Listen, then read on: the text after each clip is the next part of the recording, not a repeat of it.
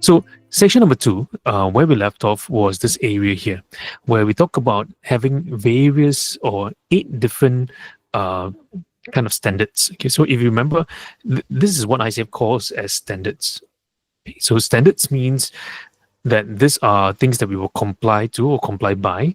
And in this particular section is what we call Code of Ethics Part 4, section number 2, confidentiality and legal compliance. Okay, so let's do a little recap. So when we do the questions, it's going to be easier for you. So as a whole, there are various sections in Part 4. Section 1, 2, 3, 4, 5. Section 2 and 3 are one of the most crucial sections that I feel it's going to be very important and vital for your kind of understanding and practice. So it's going to help you a lot more. Okay, so let's do a quick recap. So section number 2, the first one, or standard 2.1, it's all about confidentiality. So you think about the word confidentiality. What are some things to take note of? So, for example, in Singapore, you have this thing called the PDPA, and in the other parts of the world, especially for ICF complies to the GDPR standards. Okay, so there is a certain data protection, both digitally and also physically. So the scenarios could talk about written notes, physical written notes. What would you do with that? How would you destroy it? How would you dispose of it after the sessions are over? And how long are you able to keep those notes for? Or how long should you keep up to? Now, also, when you look at the word strictest confidentiality, one of the things that we see often as coaches, they tend to post online a lot of interesting things. But when they post online, they say, I recently talked to my clients on this, I recently talked to my clients on that. And that kind of confuse a lot of clients as well. Okay, so think about this, standard number 2.1 on confidentiality. Standard number 2.2, it's on clear information exchange. What, when, how, why. A lot of the logistics part of the coaching process, right? So that's standard number 2. Okay. Now, standard number 3, it's a lot more about what disclosures can I make when there's violations that has to do with the state of law. That means the law of the land, whether it's in the country or the organizational policies. So when the client violates a organizational policy, what confidential information can be disclosed, what can't be disclosed. So things like subpoenas, things like consent or informed consent, or areas where we realize that, the client might be doing self-harm to themselves, or may cause harm to others, or maybe crossing the line of what is permissible. So this is where we will cross beyond the scope of confidentiality, and we have to disclose this to the relevant authorities. So confidentiality is not to a fault. So even though 2.1 says strictest confidentiality, but 2.3 will tell us when is it okay to disclose. When is it okay to break the confidentiality? Yeah. Okay. So for example, this is also another one when you think about coaching minors. That means people beyond the age of consent. In different countries, the age of consent is different. Okay, so for example, in Malaysia, you have a different age of consent, different age for voting, different age for different things. So we'll go by the law of the land for the age of consent in that particular country. Yeah. So if you're unsure, just check with your local law of the land. What is the permissible age that is considered minor, not minor, right? If it's minor, then how would you communicate these confidentiality exceptions? Okay. Now, the other part is also this thing I mentioned earlier about storage and disposal of your records, clients' names, clients' data, clients' email addresses, everything, data retention. Okay. Some organizations require to keep it for 7 years or 6 years for compliance issue. Is the client aware of how you're doing that? Now, same things. Today, a lot of coaches like to use AI to support them, especially for transcription as well. But what that does is that if you use AI to do that, then a part of the coachees or the client's information will go into the air or go into the database or the machine learning database that they were using. So today, I highly recommend coaches not to use AI for transcription. Manually transcribe the whole coaching recording. Because it's going to be more beneficial for you to practice in your coaching process. But we understand that sometimes coaches are very busy professionals. So if you have to use AI to help support you, now what then must happen is to get the client to talk about a topic that is not so sensitive, right? In case the information within the coaching conversation gets leaked online. So we want to kind of avoid that as well. So securing, knowing what topics to talk about, and then going deeper. Now, 2.5, that's where we have ethical and legal obligations. Yeah, ethical legal obligations. So this is where also it's going to be important for you to think about what is something that's ethical or not ethical when using different tools. Right? More specifically to do with a lot of AI tools, or even self-op tools, or even efficiency tools that's on your computer as well. Okay. Then 2.6, it's about personal adherence. So how do we support personnel, right? If we have to use virtual assistant or staff, office staff to support us in our coaching, because some of us may use VAs or virtual assistants, or maybe talent assistants, or maybe a friend, a partner, and they may have access to your database of clientele and notes as well. So how would you kind of support them? Okay, how will you ensure that they keep and uphold standards as well? So the code of ethics don't just apply to you as the coach, but it also applies to everyone in the office, everyone who is going to support you, whether is it from the logistics to the technical to the technology, everyone will have to comply to the code of ethics. Yeah. Now, 2.7 is the privacy. Okay, so who's authorized to use the information? How do we use it? Can we use it for promotional materials or not? Can we post on LinkedIn to talk about our clients' situations and issues? Right. Today, I see a lot of people posting on LinkedIn talking about their client success. With like just today, I opened up LinkedIn and I saw someone posting on LinkedIn and say, "Hey, recently I was coaching my client and da da da da. There was this breakthrough." So there were a lot of humble bragging done by coaches, without realizing that they have actually infringed on the standard 2.7 of client's right to privacy. So unless otherwise explicitly given by the client to share, then we have to also maintain or remind, uphold the privacy for the client as well. Yeah. Then 2.8, copyright and intellectual property, right? So anything trademark, copyright must be attributed to the right copyright owner. So, for example, some coaches today, they use different coaching models, frameworks, tools, techniques. Have you gotten permission from the relevant copyright holder? Some coaches, they may purchase a book from the bookshop and they read about a concept, read about a tool, a model, and they immediately use it in their coaching without getting permission from the author. Then that's in violation of standard number 2.8. Okay, so even simple things, let's say you use the SMART goals, or you use the GROW model, or you use anything that seems like emotional intelligence as well. Emotional intelligence didn't begin with Daniel Goleman. It dated much further back. So have we attributed and given the acknowledgement to the respective people who actually developed those concepts in the work that we're doing? Okay. Now, especially when the models or tools or worksheets are actually copyrighted, so then it's very important that we don't claim ownership of it, and rather ensure the client is aware that these are copyright materials. Okay. Now, even for the ICF, when we give the ICF code of ethics to our clients or to our people or to the organization, we have to let the organization know that this ICF code of ethics is from the authority of ICF. Okay, and it's not supposed to be redistributed or not supposed to be modified in a way that convolutes the actual ICF code of ethics. So 2.8 is all about copyright intellectual property. Okay, good. So that's 2.1 to 2.8. Okay, any questions before we dive into testing your understanding from all this, from 2.1 all the way to 2.8? Any questions?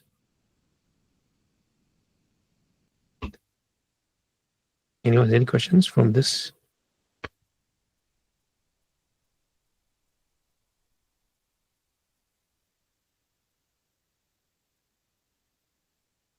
All good?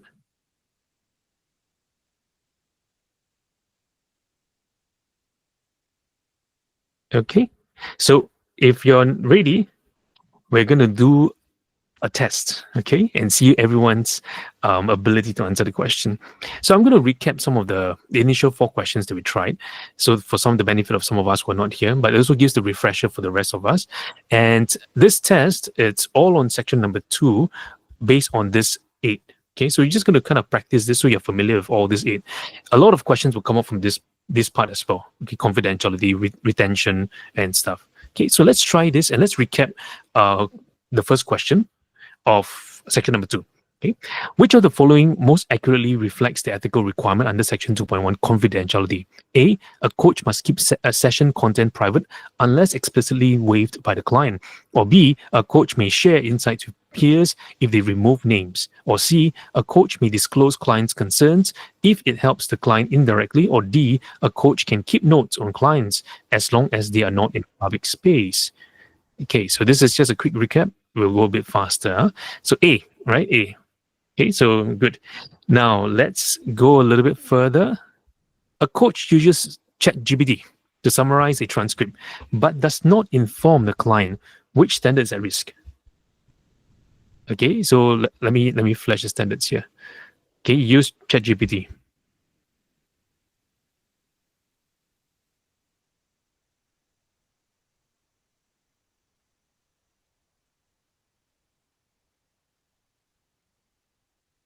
Okay, 2.4, 2.5, 2.4, maintain and store, dispose of electronic records, promotes confidentiality. Okay, yes. So let's take a look at that. Answer is 2.5, not 2.4. Okay, why 2.5?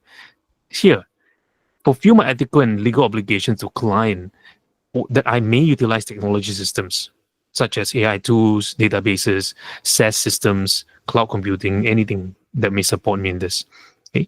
Now, some coaches may not be aware that you are actually using SaaS tools or cloud systems. For example, if I'm using Google Meets is a cloud system. It's a software. It's a technology assisted tool that I'm talking to Google. So if I'm logged into Google, Google is actually monitoring the things that I'm doing. So I have to let the clients know that Google may be learning about a conversation as well, and therefore may impact Gemini and may impact the other tools that Google may be using. So I will let the client know that, hey, even though we're using Google Meets to have the conversation, but do be aware that Google has also an AI assisted platform, Gemini and Notebook LM, which means that Google may listen into our conversation and may extract information to support their machine learning. So if there's any sensitive topics, I would recommend not to be shared within this session. Would that be okay? Okay, so for 2.5. Okay, so good. So that is this part here. Any questions for question 2? Question good. Okay, let's go a bit faster. Question 3. A coach anonymizes a client's story and shares it in a podcast. The client later says they recognize themselves and felt exposed. What ethical standard is most directly implicated? Okay, so let's go back here. Okay, so if the question is whether it's a podcast, social media, LinkedIn, Line, Viber, or Threads, or any of these tools, Discord, which one of these standards is being violated?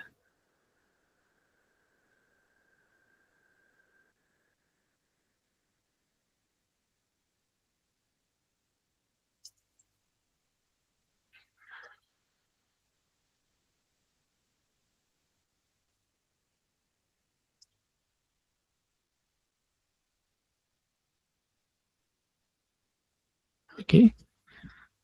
Okay, so good. So most of us are saying it's 2.4, is it? Okay. 2.4. Let's go down and see. Answer is 2.1. Okay, so 2.1. Let's go to 2.1. So maintain strictest level of confidentiality with all parties, regardless of the role I'm fulfilling. Okay, so whether whatever the client shares, success, no success, the client's a breakthrough, the client won a lottery, whatever happens, I always maintain the highest level of confidentiality for them. Okay, so therefore, for this part here, very, very important. Even if you anonymize the story, it's very, very important for us to make sure that the client cannot recognize themselves in the story itself. Okay, so what can be done? Usually, I'll recommend, if coaches want to share something, fictionalize it. That means take the essence, but don't make the story so obvious that the client can realize that it's their story. Yeah, so you can fictionalize it. You can say inspired by actual case studies or actual case stories, and this has been modified in a fictional form, but the same lesson learns are there. Okay, so that's for question number 3. Question number 4. Before a coaching engagement, which of the following best aligns with standard number 2.2? A, asking the client to sign a general consent form. B, clearly co-creating with the client what is shared, when, and with whom, or C, telling the client everything here stays between us, or D, mentioning confidentially in a welcome email. Okay, what is your answer? A, B, C, or D?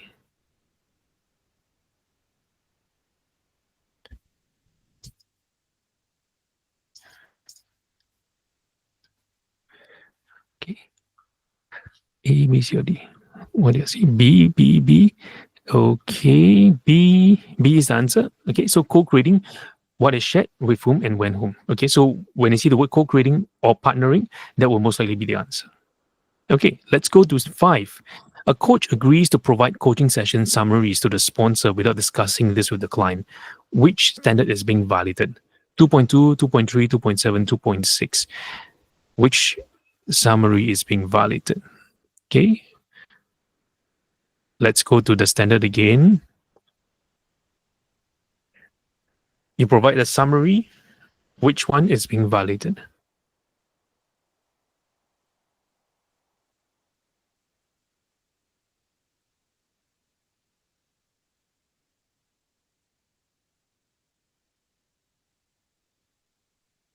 Two point two. Okay, let's go. Let's take a look at 2.2.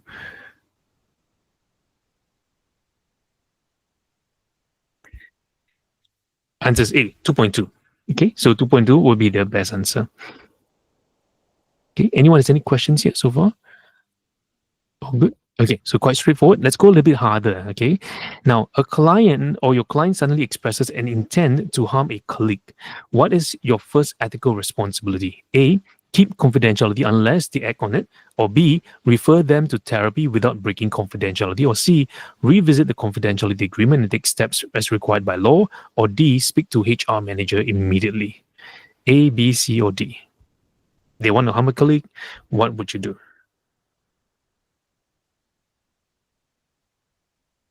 Okay, let's see the answers. C, C.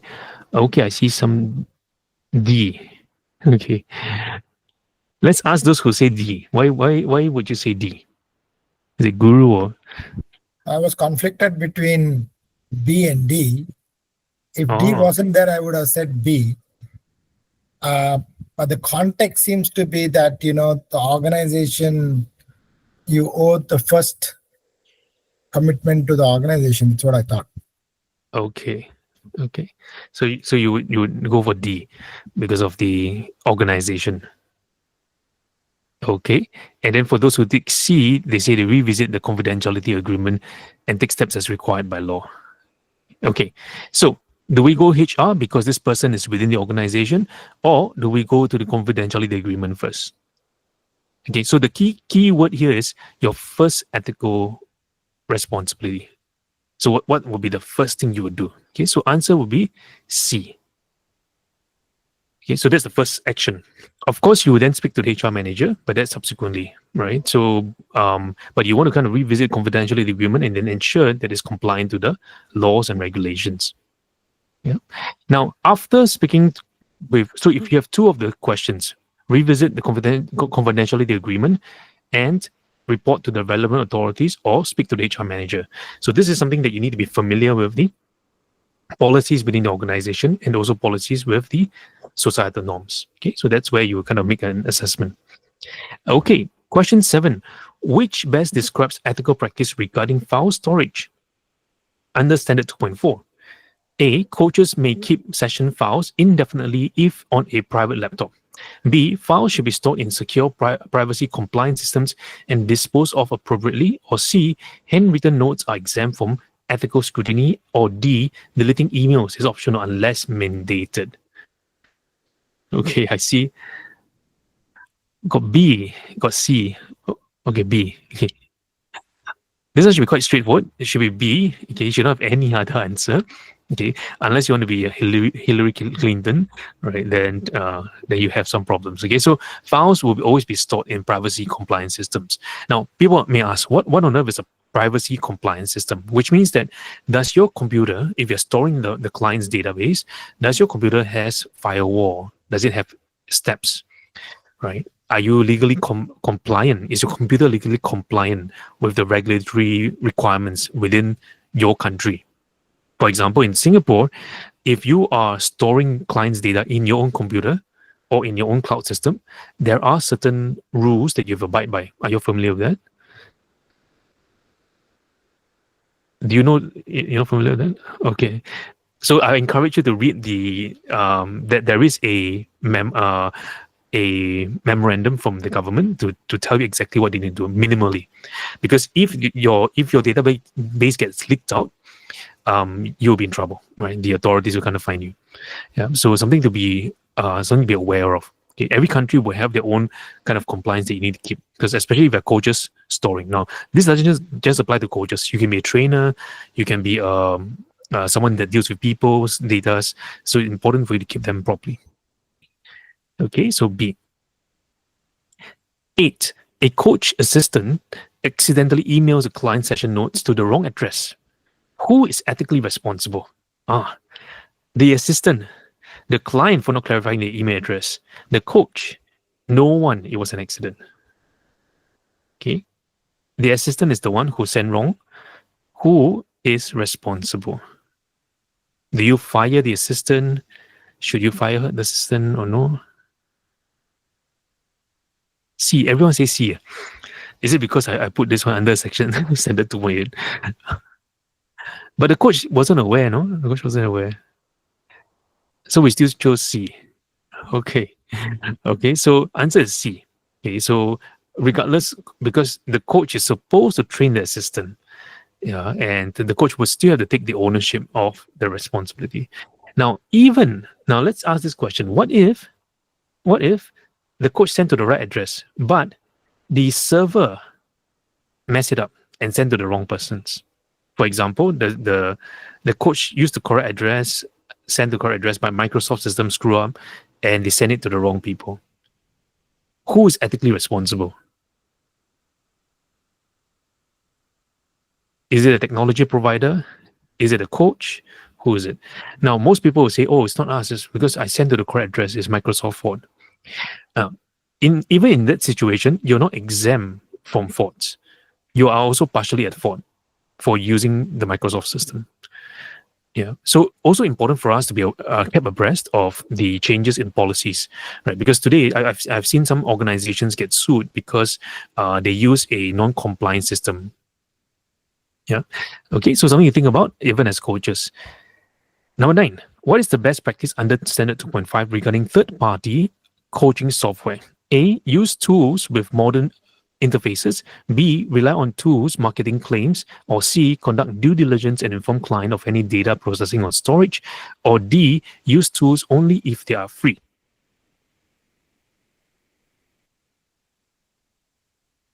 Okay, so this quite straightforward answer is C, right? So conduct due diligence. So which means that you got to check it out. Check any third-party coaching software such as Author. Some of you are using Author.ai for transcription. Some of you are using Notebook LM from Google, Gemini, Anthropic. Some of you may be using Perplexity as well. So whatever tool you're using, right, that supports your coaching, you have to be. You must ensure that everything complies to certain legal standards. Okay. Number 10. A coach is hired by a company to coach an employee. They receive subpoena to release session notes. What's the ethical response? A. Refuse outright. B. Release notes immediately. C. Inform the client and seek legal counsel. Or D. Ignore the subpoena and protect the client. What would you do? Protect the client? Don't protect the client. All of you say C.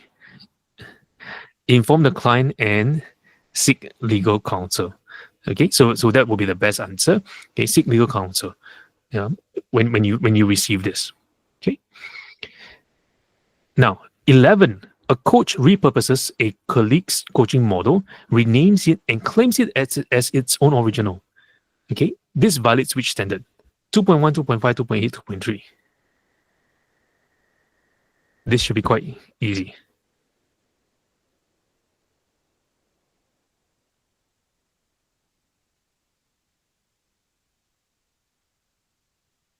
Okay, the answer is the last one. So the last one is 2.8. Okay, so Shirley got it right.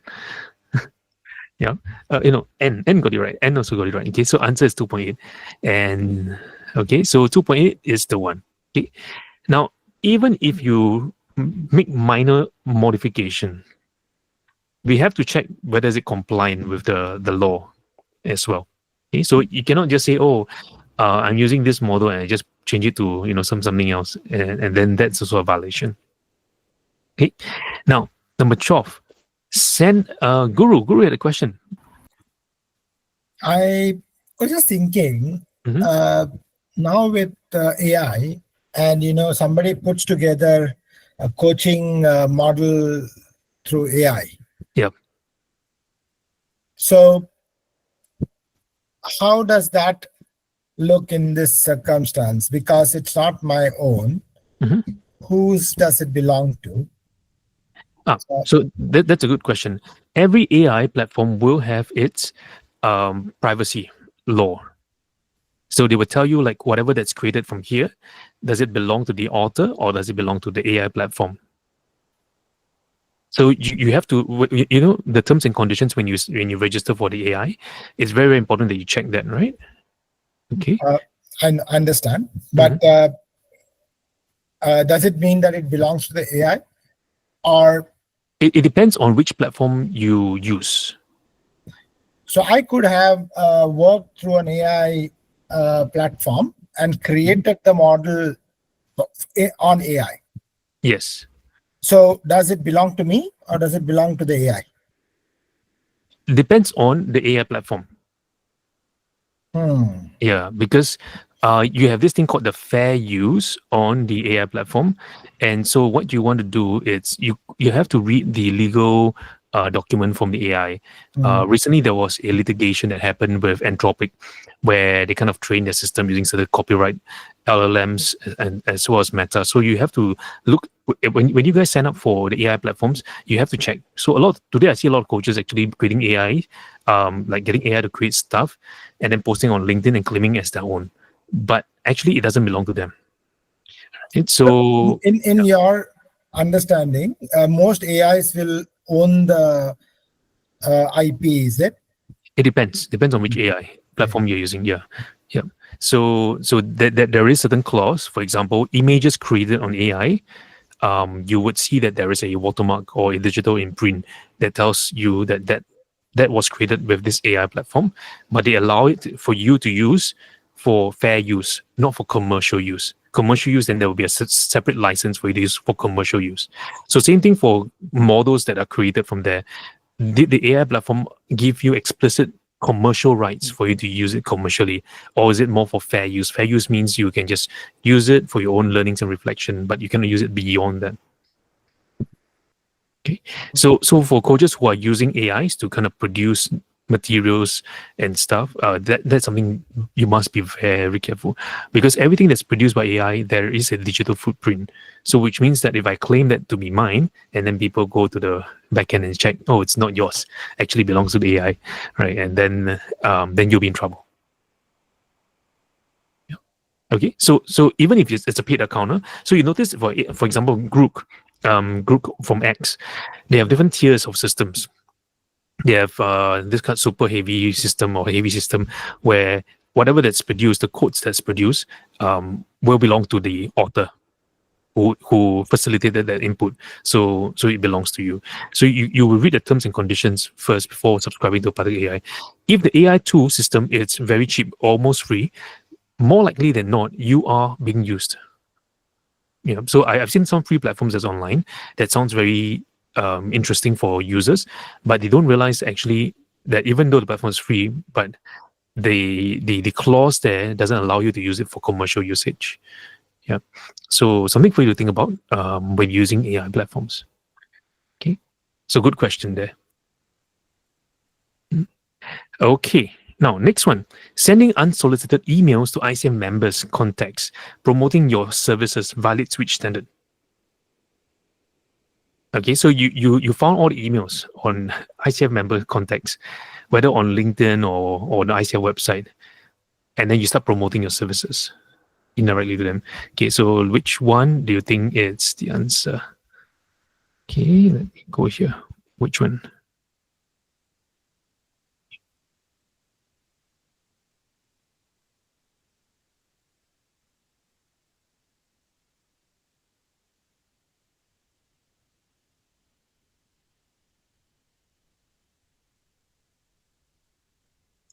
Okay, so let's see everyone's answer. 2.7. Okay, so maintain the privacy of ICF professionals and contact information. Okay, so that's 2.7. Okay, so 2.7 will be the best answer. Question 13. Which best demonstrates upholding standard 2.6? Telling your VA not to open client files. B. Requiring support staff to sign NDAs and be trained in confidentiality. C. Having your assistant listen to sessions for admin purposes. Or D. Asking your partner to double check a transcript. Which one is the best to uphold standard 2.6? Okay, so I see a lot of B. Signing NDAs. Your staff to sign NDA. Okay. Let's take a look. Yes, B. Okay, so if you have support staff, let them be aware of certain NDAs that they must be signed, or also inform the sponsor. For example, some coaches they don't inform the sponsor that they're using VAs or assistants to support them in their work that they do. But so it's important for us to inform them as well. Okay, so question 13. Question 14. A coach develops an AI chatbot to support clients between sessions. Ethically, they must A. Keep it unbranded. B. Not tell clients unless it malfunctions. C. Ensure data privacy, explain risk, and get consent. Or D. Share client data only with consented third parties. So this is also quite straightforward. The answer should be C. Ensure data privacy. Okay, explain the risk. So today, increasing, I see a lot of coaches. They go to tell the client, say, hey, Guru, by the way, I have a Jedi AI chatbot, so you can chat with me for 24/7. I'm there for you. Okay, so they train the platform to be able to replicate them, and but what the end user or the clients don't realize is whatever the client is sharing with the data with the chatbot, is being received by the coach, even private information as well, and the AI is being trained on all those different information. So this is something that we need to explain to the clients as well. So even though the AI chatbot will not reveal to me directly, but whatever you tell it, it's learning. So once it starts learning, then it's within the database, right? So these are the risks that you have to inform the client. Now, even explain the risk, it's important for you to consult legal counsel. Get lawyers or professional lawyers to craft out the consent so that you can get the clients to sign as well, in case any leakage of clients' data or information goes out there and into the world. Okay, so whatever that's put out there, we assume that is someone will eventually get a hold of this information. Okay, so it's very hard to remove our digital footprint today. Okay, so that's 14. Question 15. Which situation would not be considered a breach of standard 2.1? A. Coach shares a client's emotional story in a class with identifying details. B. Coach tells the spouse about an unusual client situation. C. Coach brings the case to supervision with anonymized details and client's consent. Or D. Coach posts about a client win without consent but doesn't name them. Okay, so answer should be C. Okay, here.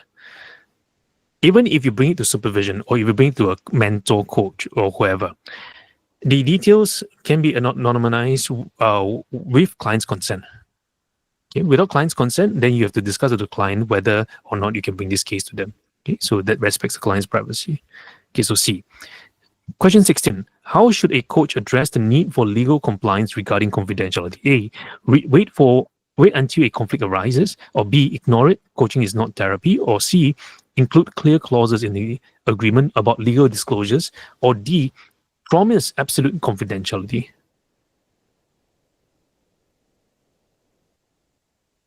Okay, so C would be the best answer. Okay. Legal disclosure. Question 17. A new AI tool improves session summaries, but stores conversations on foreign servers. What's the coach ethical move? A. Test it quietly. B. Inform clients and seek consent. C. Avoid telling clients it's harmless. Or D. Only use it for non-paying clients. Okay, so what would be your answer? Okay, so so B should be the answer. Okay, B. Okay, good.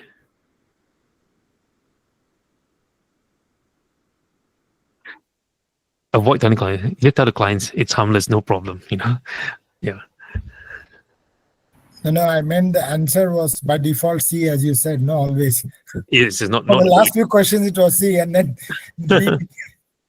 yeah, to trick you guys, right? So so this part is also important for AI tool session summaries as well.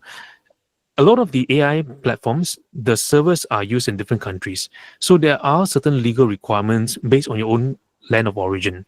If the data is going to be processed in a different country, data storage system, then you might be at risk. Okay, so always check your AI platform. So whatever AI platforms you use, do a check. So if you're based in Singapore and using the Singapore IP address, and based on that, and you're logging into a particular AI system, where is it routed to? Which part of the world is it routed to? So you need to check on the data center as well. Okay, good. Question 18. A coach records sessions for review but forgets to mention this in the agreement. This violates 2.1, 2.2, 2.4, 2.6. So you record a session for review but forgets to mention this in the agreement. Okay, so to help you, that's which one of the following?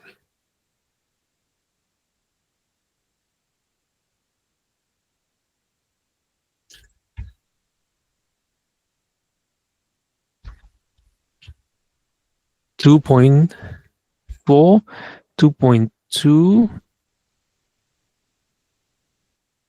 2.4, 2.2.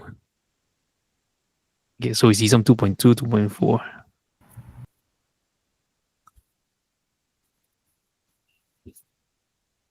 Okay, so answer, okay, it's 2.2.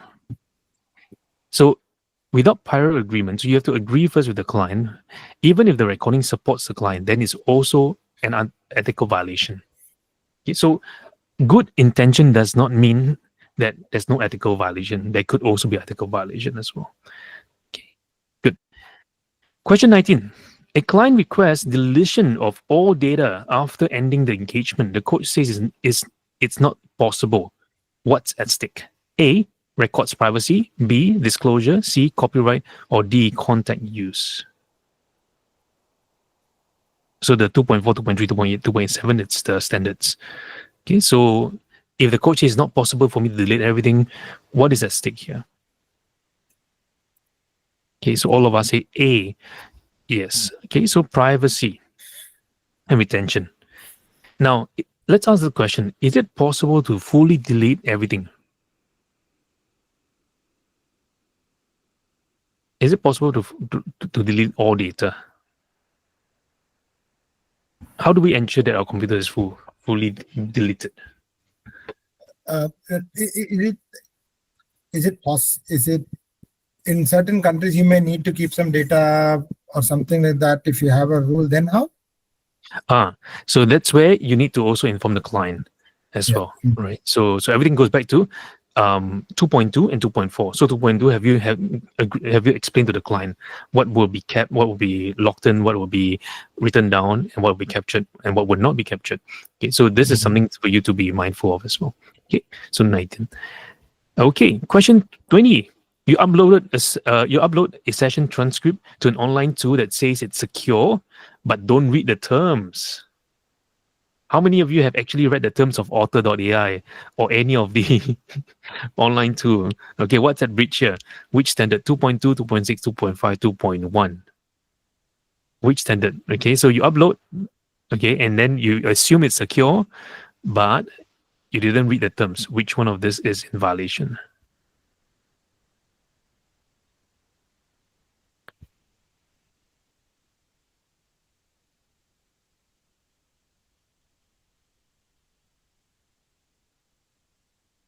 Okay, so we have 2.4.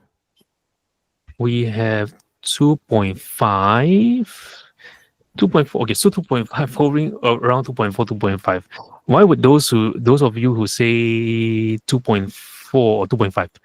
Let's hear some of our friends who chose 2.4. For those who chose 2.4,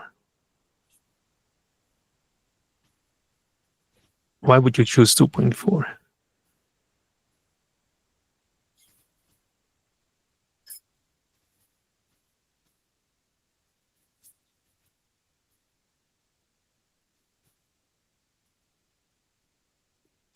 2.4 because it says that you have to maintain, store, and dispose any records, and promote confidentiality. But 2.5 is actually quite similar. Okay, so notice 2.4, 2.5 are quite similar, but Yeah. 2.4 is mainly about disposition or storage, basically how you secure them, right? And the manner by which you secure. But 2.5, it's something different. It's more of the obligation to the stakeholders that you may be utilizing technology assisted tools. So 2.4 is about storage, disposing, and how you store it to promote confidentiality. But 2.5, it's more about the legal obligations. Okay, so these are the two key differences. So if we look at this topic here, you upload a session and they say secure, but you don't read the terms, you're in violation of 2.5. Okay, 2.5, which you're supposed to know. That means you need to read the terms carefully. Okay, so today maybe all of you need to read carefully the terms of the the securing. But I know most of us still don't read, even YouTube as well. A lot of us don't read, but it'll be good, for you to be familiar with the different terms, okay, of what is done here. Okay, any questions here so far?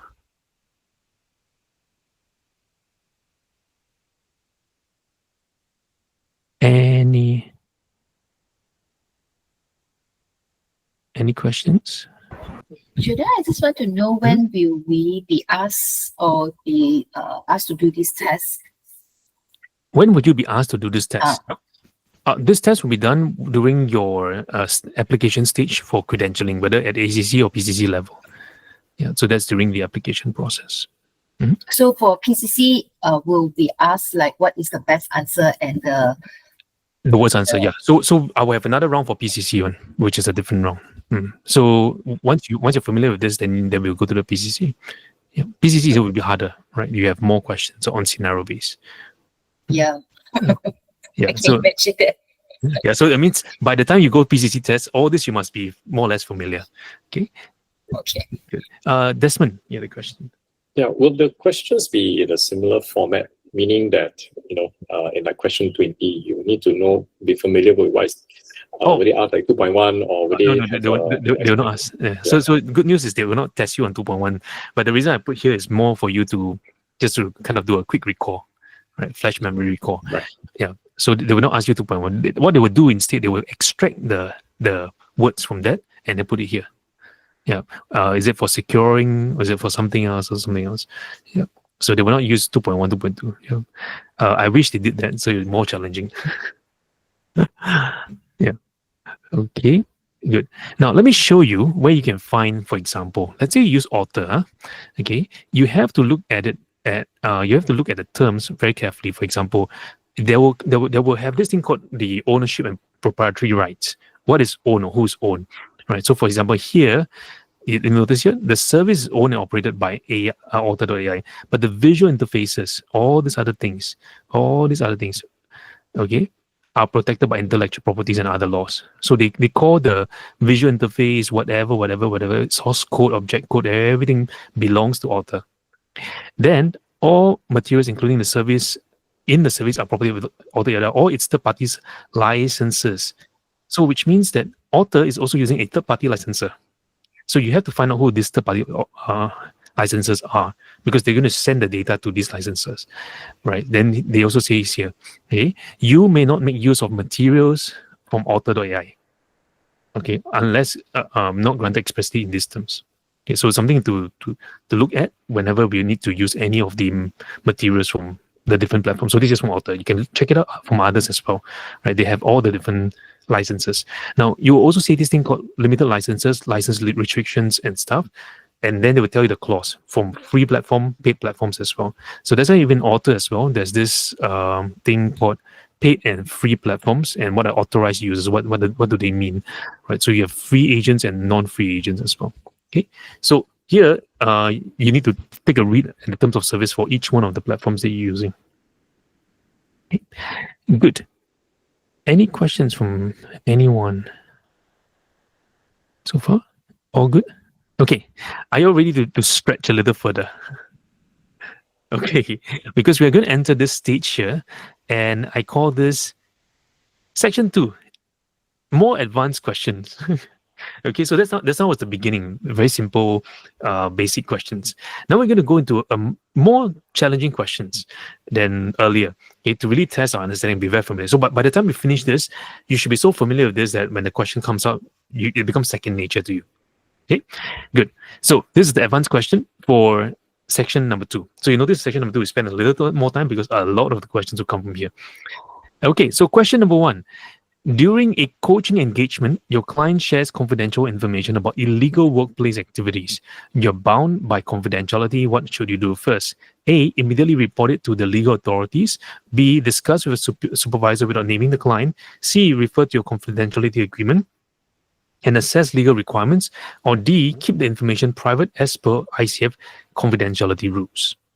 A, B, C, or D? Which is the best answer? A, B, C, or D?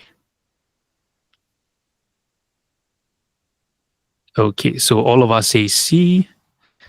C is the answer. Okay, so refer to the confidentiality agreement. Yeah. Now, where is this confidentiality agreement? So usually it's found in the coaching agreement, the formative coaching agreement. Yeah. Okay, so that's question number 1. Question number 2. You are running a group coaching session and plan to record it for training purposes. One participant verbally consents, another nods, and 2 say nothing. What is your best ethical action? Okay, so A, proceed since there's no objection. B, confirm written consent from all participants before recording. C, record only the participant who consented. Or D, record and offer an output later. Okay. Okay, so this is quite good. B is the best answer, right? Which is confirm written consent from all parties before recording. Okay, so that's why sometimes you hear me say, and I'm going to be recording this. When I press record, I'm just reaffirm that we have permission to record this session. Yeah. Okay. Good. Question number 3. Which of the following would violate standard 2.5 on fulfilling legal and ethical and legal obligations when using technology? A, using encrypted software for client sessions. B, allowing your assistant to schedule sessions via a shared spreadsheet. Or C, storing client notes in an unsecured Google Doc. Or D, informing clients about digital storage methods. Okay, so everyone gets it right. Storing clients' notes in unsecured Google Doc. Okay. Is there a secured Google Doc? Well, there is, the paid version. Okay. Usually the free versions are not secured. So usually that's the case. Okay. Question number 4. Your marketing assistant offers to compile a list of ICF coaches from LinkedIn to promote your webinar. You plan to use this list for outreach. This action, A, is acceptable as long as the coaches are public figures. B, is a violation unless the coaches gave consent. C, is fine if the assistant initiates contact on your behalf. Or D, is allowed under fair use provisions. Okay, so you go on LinkedIn, you search all the names of ICF coaches, and then you use the contacts. Can you do that? Okay, let's see everyone's answer. B. Everyone says B. Even though your LinkedIn profile it's public, but is it still violation? So all of us say violation. Yep, the answer is still a violation. Okay, so even though public profiles are up there, it doesn't give us consent to kind of use it for outreach promotional materials, right? Promotional, right? Because you're basically trying to sell them something, right? In the same way, if I come to your house and I put my brochure at your house, is that legal or not legal? Today a lot of people drop brochures or leaflets in our house. Is it legal to drop brochures, leaflets to promote my service? Answer is no. Okay, it's in violation as well. Okay, good. Question number 5. You are coaching a client from a country with different data privacy laws. You're unsure how to handle records. What's your best next step? A, follow your own country's laws only.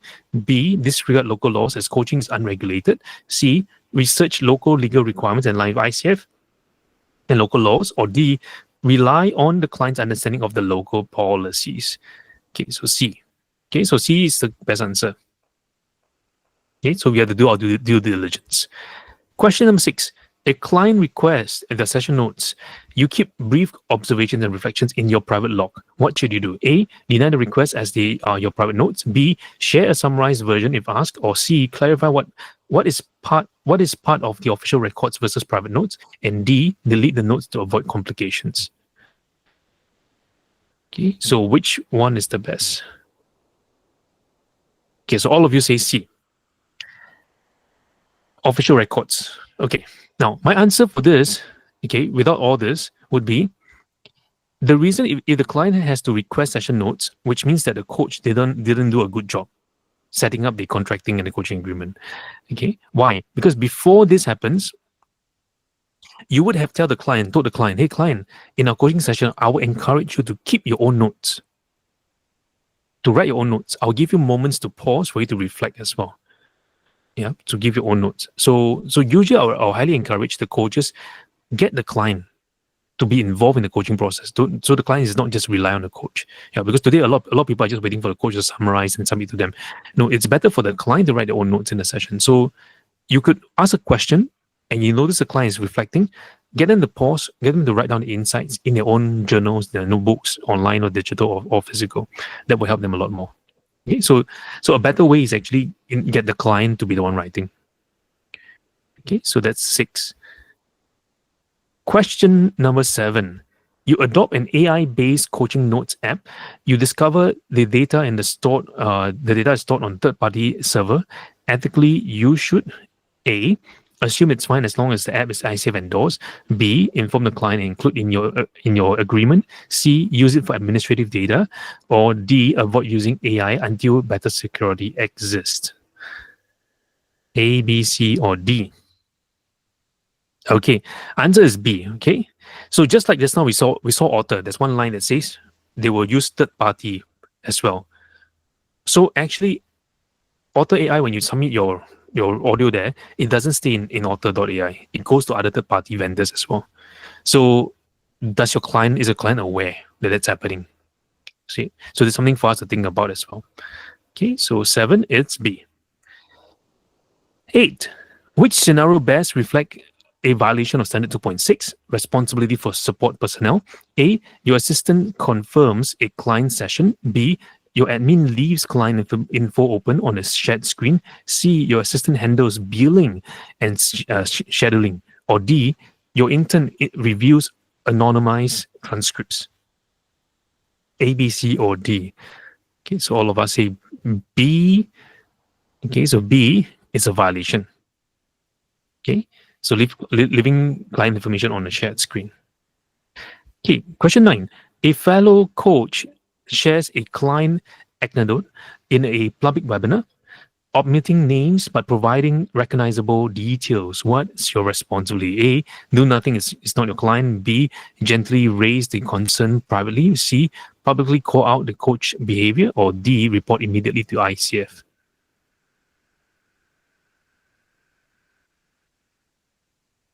Okay.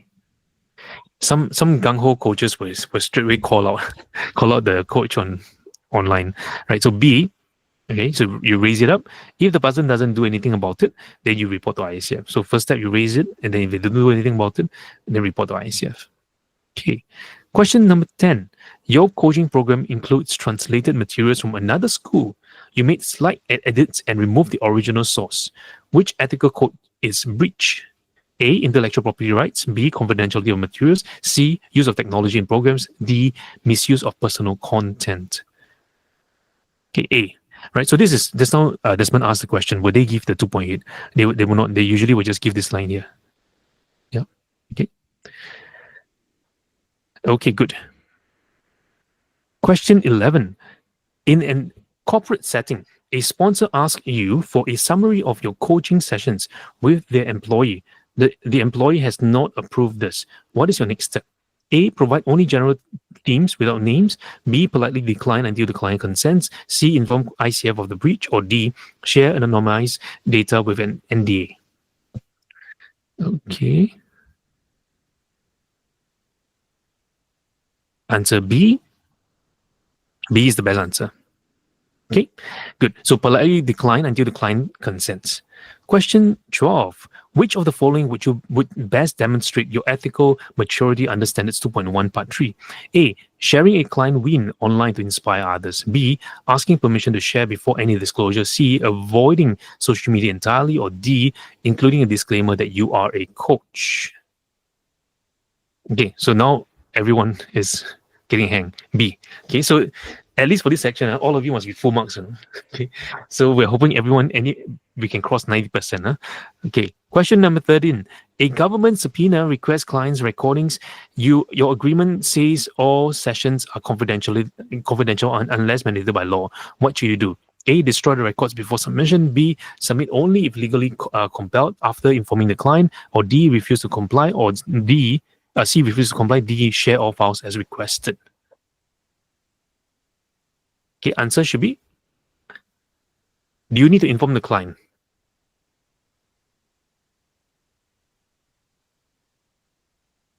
Do you share first or you submit only after informing the client? What if the client says no? Okay. So answer is B. Okay. Now notice here it says inform client. It doesn't say get client permission or it doesn't get client's approval. Right. So which means I inform the client and say, hey, I'm receiving a subpoena by the court and I'm compelled to submit your data. I'm just informing you. I'm not asking for permission. I'm informing you. This is what will happen. Okay. So just be mindful that sometimes some coaches think that, hey, but I should not ask client for permission, but this is not permission. This is more informing the client. Okay. Question 14. You are conducting a pilot AI chatbot for client journaling. It stores data with an international third party. How do you ensure compliance? A. Inform the client post facto. B. Don't use it for confidential information. C. Clearly disclose usage and obtain informed consent. Or D. Ask the tech provider to handle consent.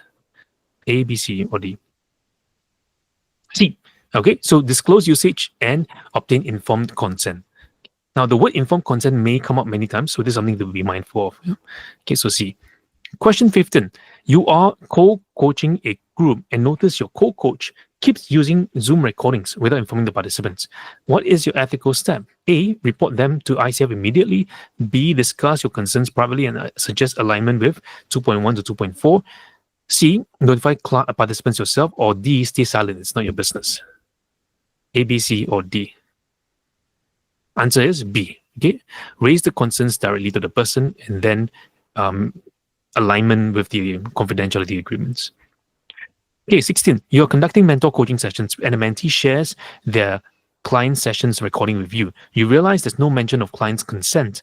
What is the best course of action? A. Continue the session if the client was anonymized. B. Stop the session and request evidence of client's consent. C. Give feedback without referencing client's content. D. Ignoring the mentee is responsible for their own ethics. Okay, A, B, C, or D. Answer is all of you say B. Stop the session and request evidence of client's consent.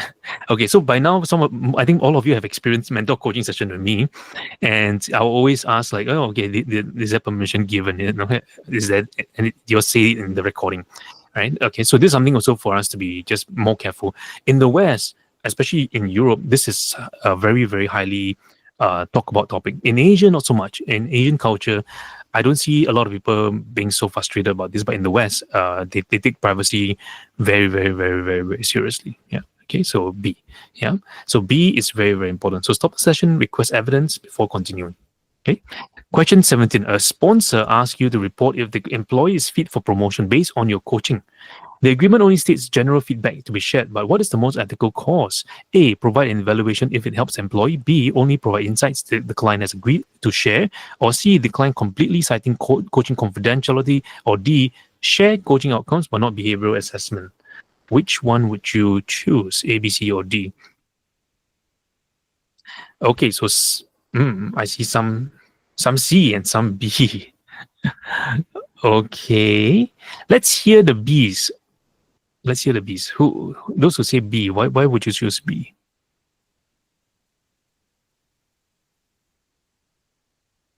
Any Bs who want to share? Why choose B?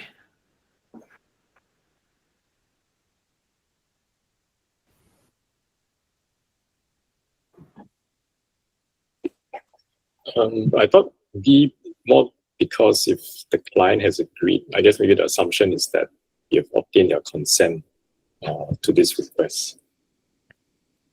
Okay, because the client has given consent. Yeah. Okay. Then let's hear the C's. Those who chose C, why would you pick C over B?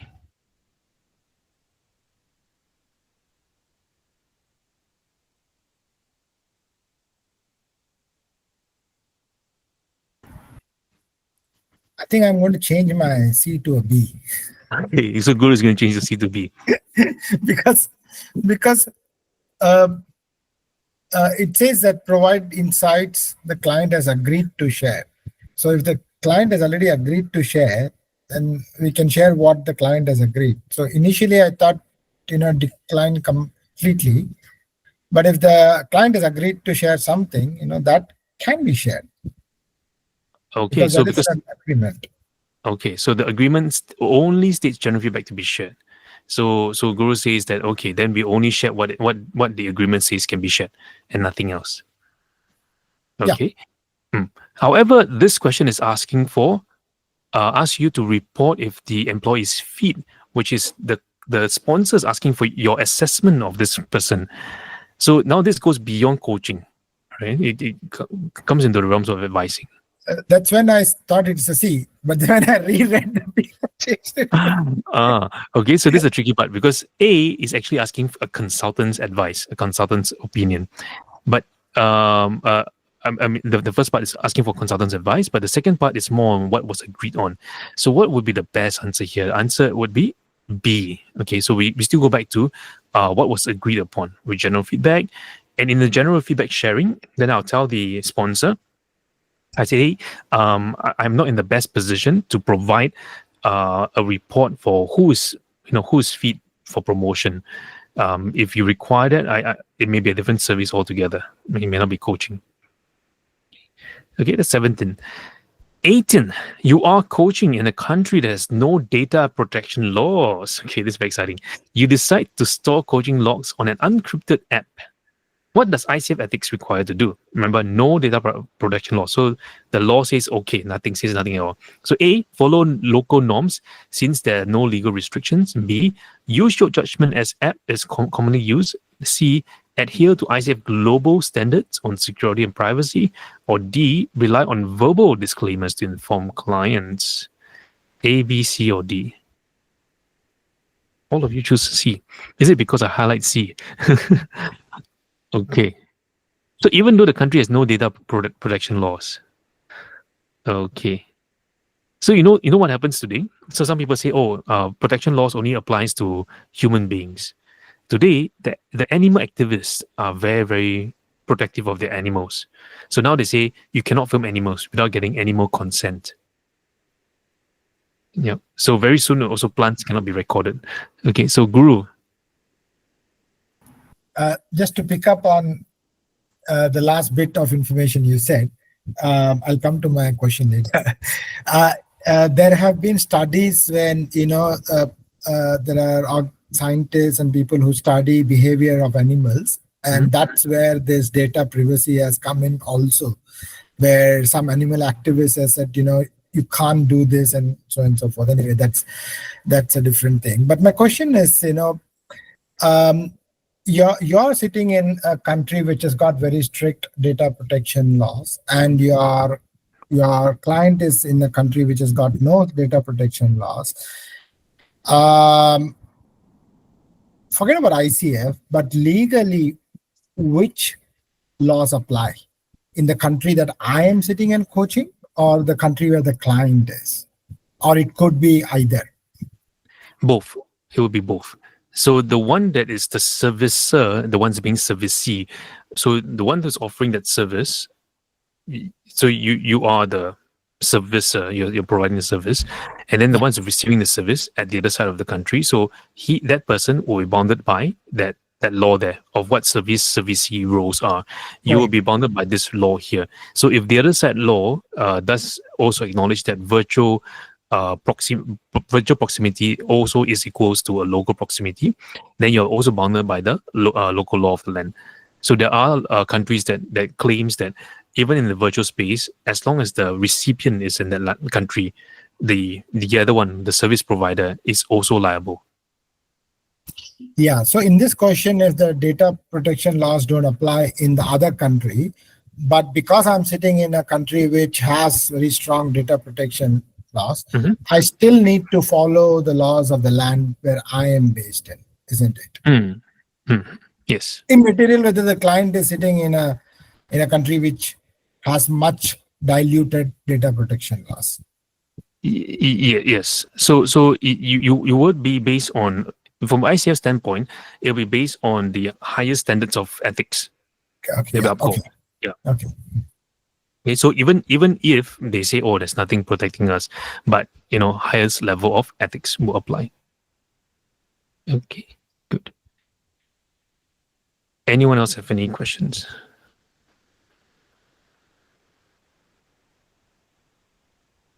No? All good? Okay, so this is quite interesting. So I will encourage all of us to also read the GDPR document as well. Okay, so so this is something that's going to be important for you. Yeah. So what's interesting recently, I was kind of talking to some of the ethics committee as well, was this issue about identification or animals or plants, pets. Are they covered in data protection laws? Because sometimes in the coaching process, maybe I capture a pet behind, maybe my pet dog, pet cat, but the pet dog, pet cat hasn't given me consent to be included within the video or the recording. Is that legal? Is that not legal? Okay, so there's something also to think about. I just want to share this part here with you from the GDPR document, right? So here, if you look at this, GDPR only applies to personal data. And these data are from which you can identify a living individual. So if you're dead, or if you're a corpse or an ash, it doesn't apply to you. So does not apply to data from which you can identify an animal. Okay, so examples can be human resource records, customer lists, contact details, CCTV recordings, computer records. Yeah, so this is something to think about as well. Okay, so here you get a chance to read through all this because I think it will give you a good sensing vis-a-vis your own country law of the land. Okay, so ICF subscribes to GDPR, but ICF also states that beyond GDPR is your local law of the land. Okay, so good. So answer C. Okay, adhere to ICF global standards. Okay, 19. Okay, maybe before we go there, ICF global standards means what? This one, which is the ICF code of ethics, standard 1, 2, 3, 4, 5. This is the global standards. Okay, so question 19. A client in distress texts you at midnight and shares they feel like disappearing. You're not a therapist and didn't discuss the situation in your agreement. What should you do first? A, call emergency services without asking. B, ignore the message until the next day to avoid scope creep. C, contact the client and gently clarify the crisis support boundaries. Or D, follow up immediately while reviewing what your agreement allows. A, B, C, or D.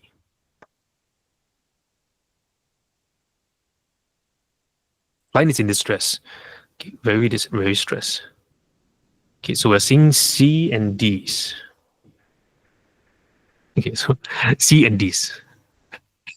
Let's ask Fanny. Fanny, why did you C? Or Andy or yeah. Yeah, I did not choose D because the question here said you are not a therapist and didn't discuss this situation in your agreement. Mm. Right. So that's why I chose C, to contact the client and to to talk about that I'm not the expert in this area. So we refer the client to the therapist. Okay, so now imagine I call you and I say, Fanny, I feel like disappearing from Earth. I want to disappear away. Okay, then you call me, you contact me. And say, oh, Jedi, by the way, I want to clarify our support boundaries for our coaching agreement. The boundaries say I'm not a therapist. Fanny, you don't understand. I feel like disappearing. My heart is broken. You call me, you take so long to call me, I just want to hear your voice. Now, so does C feel like supporting the client in distress text? So the keyword here is distress text in the middle of the night. You like disappearing. And the big word is, what should you do first? Doesn't mean that the rest are wrong, but what should you do first? Okay, so Okay. Sorry. No, I just want to understand. So follow up immediately is to follow up with the client, or actually to review the agreement follow up with the client. That means the client immediately. while reviewing what your agreement allows. Mm-hmm. Okay. So if let's say the agreement, okay, so but I don't understand the part that you are not a therapist and didn't discuss this situation in your agreement. So meaning the agreement would not have that clause that if there's anything happen that we will refer the client to the right support. Yeah, that means you didn't talk about this at all in your coaching agreement. Yeah, so that's why I thought the agreement would not mention that. Okay. Okay. I mean, we hear from others. Okay, very, very, very good. Okay, let's take a look. I see some of you chose D. The answer should be D. Okay, because D is the most responsive. The reason why I shared the example was because, especially when a client says something like distress, middle of the night, I want to disappear, or the client self-harm themselves. You did self-harm already. I cannot call them and say, let's clarify our support boundaries. Client, according to the ICF definition, a coach doesn't give advice. A coach doesn't is not a therapist. So because I'm not a therapist, please call the therapist helpline. Then, even though that's correct, but it's not the most empathic thing, not the best thing we can do for the client at the moment, right? So if I see a client wanting to do self-harm to themselves, I do not tell them and say, oh, by the way, I do not know how to deal with this. I'm not a therapist. My first step is to quickly follow up with him or her or them and ask them, hey, what is it? Tell me more what's happening here. Okay. Then while I'm hearing them share, I check my agreements, I check the data, I check my local law of the land if I'm missing anything. Then while talking to them, so remember, this was what should you do first, right? The first best human thing is to kind of empathize, create a connection with them. Okay, good. Andy had a question. Yeah, I wanted to similar thoughts as Fanny, and when the question asks, what should you do first? And isn't contacting the client already a first response? I mean, it's similar to D in a sense. Yes. And then yeah. Yeah, so similar. So C and D is quite similar. The only big thing is this part here. Gently clarify this support boundaries or reviewing what your agreement allows, right? So even though both has this idea of contacting the client, but one has the immediacy of the client contact and also agreement. So these two combined will be a better combination than contact the client and clarify the boundaries. Because Sorry. I just thought that when we clarify, it's not a very so-called inhuman kind of response, but we are actually probably while we clarify, we're also in the process of redirecting the client to the correct resource, be it therapy resource. This doesn't mean that it's wrong. This can be the second thing you do. That means, imagine I pick up the phone, I call client, da da da da da. Then I check my notes again, and with this client, what's the agreement about? The next step is I gently clarify this part. So doesn't mean this C is wrong. It's what should I do first, right? That means I need to make sure that I'm within the boundaries of what is agreed upon. So this doesn't mean that all these are wrong. So A is also correct. B is not quite right. Okay, so but C and D is very close. But which one do I do first? Which one do I do second? So I will do an immediate follow-up. And then after that, I'll do a second, which is let them know about the boundaries as well. Okay. Yes. Andy or Desmond? Yeah, I similar sentence probably what Andy is thinking, because I thought follow-up immediately is a bit ambiguous in terms of what actions are actually being carried out, because it doesn't, one can be, yes, you follow a client and talk, or two, it can be something else. So I thought that's a bit ambiguous. Yeah. In fact, you see most of the question like that. Most of the actual questions will be like that. Yeah. So so I give you some sampler of what the questions you expect to see in the exam hall, where they are very, very close like this. And the thing that ICF is looking out for is the immediacy or the responsiveness of the coach first response. Yeah. So Yeah, usually that's what I thought. Yeah, that's what I thought. C one is a bit more definitive. One is you contact the client, so there's engaging client, and two, there's a bit of an interaction in terms of, while it says clarifying the sport boundaries, but in the process, I think you're also trying to understand the distress. Whereas D, to me, seems follow immediately is a bit vague in terms of what you're actually doing, and then reviewing what your agreement seems like what you're doing internally as opposed to interacting with the client. So yeah, that's my. But yeah, so this is something to think about, right? We don't use our own understanding of the words. We use the ICF understanding of the words in this understanding, right? So of course, in the Asian context, C will look more correct. But when we look at the Western way of phrasing or ICF way of phrasing, they love the word immediacy or like follow up immediately, and they love the thing about agreement. So when you see these kind of words, you would choose that as the first one to pass the exam. Yeah. So that's the difference in some of the phrasing. Yeah. So this is the way the ICF phrases. Now, A can also be correct. Call emergency without asking. If the person tells you, I'm bleeding out, then after that, I'm bleeding out. I feel like dying. Do I contact the client? Do I follow up? Do I call? Well, in that case, I don't make a judgment call. If they tell me they got bleeding and everything, I better call 999, I better call 911 or call 119 or whichever helpline service first, and then let them go to the house first, right? Because calling the client and everything may be secondary because every moment, every minute count. Yeah. Okay. Andy had another thought.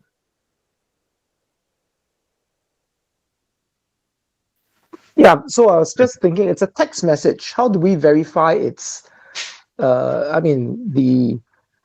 real the situation is?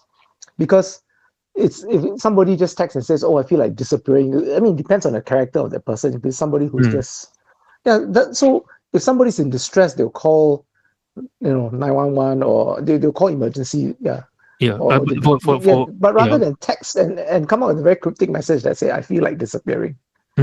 For most people under depression, they will not call the emergency services because I have experienced myself with many of the people with depressive cases or mental health disorder or maybe family violence. The first thing is they will not call emergency services. Most of the time they want to talk to someone who they feel trusted with. It could be their counselor, their coach, their therapist. They'll try to reach out to them first or their friend. And so you find that text messages are quite common rather than a call. For most people going through, we call it clinical depression rather than just normal depression. Clinical depression are more severe forms of depression. And so in such cases, you would see more text messages and then there are long pauses in between. And so in those situations, that's where we must be aware of the different signs of mental health challenges as well.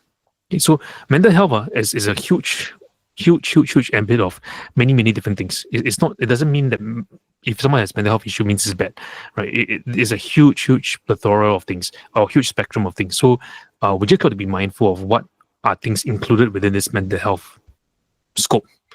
Yeah. Okay. So in this case here, for most people who are feeling like that, they tend to text rather than call. Right. If the person is able to call, so if those of you have got a chance to kind of study the cycle of grief or cycle of depression as well, and even without deep study as well, we will kind of get a sense that if they're reaching out to me, there's still a chance. There's still a chance to help them and save them. So then my best approach is to kind of follow up with them immediately. So follow up with them immediately doesn't mean to call them. I could just respond to the text. I say, hey, what's happening? Can you tell me more about it? Right. So the clue here is it doesn't tell you whether is it call them or text them back, but because they say follow up, so it could mean anything, right? So therefore, the choice would be going with something that's more immediate, and then the second best option then will be C. Okay. All right. So good discussion here. I would encourage all of us to read. Later, I'll send you guys a document from ICF on mental health and the ICF research on that. So you'll read a little bit about what are some of the studies done, and so you can kind of give you a little idea and clue into that. Okay, so good. That's question 19. Okay, question 20. Which of the following best demonstrates the integration of Standard 2.8 and ICF core values of integrity and excellence? A, creating a workshop using a client's metaphor without asking, but anonymizing their stories. B, using freely available AI images to illustrate your program. C, crediting a colleague's technique and inviting them to co-facilitate a segment. D, building a mentor's quote and using it in your brand tagline without reference. Okay, so this has to do with Standard 2.8 on the a lot on the areas of IP and copyright. So C, crediting a colleague's technique and inviting them to co-facilitate. Do we do that? C and C is the best answer. Okay, now it doesn't mean that we have to invite that person who created the technique down to co-facilitate. Sometimes a good discussion will do. But out of all three or out of all four, the best answer will be C. Okay? Now, even if an image is free, even if the image is made by AI, we have to check whether the validity of the image, whether it's usable, can be used, cannot be used, right? Even today, if I go and take a picture, so let's say I'm walking on the street and I saw Desmond from afar, and I just take a picture of Desmond using my phone. So it's my phone, my picture, my photography skills. Then after I post on LinkedIn, I say, hey guys, guess what? I met Desmond on the street of Orchard. Check it out. This is Desmond. If I do that, even though I took the picture, the camera is mine, but it doesn't give me the right to just post his picture, right? Because then there'll be a violation of his privacy. Okay, so unless again permission is given, then I can post his picture. So you notice for the whole section 2, a lot of privacy, confidentiality issues. Okay, good. So having gone through 40 questions on section 2, how are you guys feeling? Confident, excited? Okay, the type of questions you will see more of will be this type, this kind of style, very, very close together. Yeah, you'll see more of this. Okay. Yeah, but once you finish the test, you please don't argue with me, because this is this is set by the ICF people, and they will use certain words. So the key thing is look at the way they express the words in the Western language. Not in my understanding. So I look at it from their understanding. What are the keywords they look for? Immediacy, agreements. These are the words they look for. So I will answer according to what they tend to think about. Okay, so those keywords that they use in their standards. Okay, that will generally be the answer.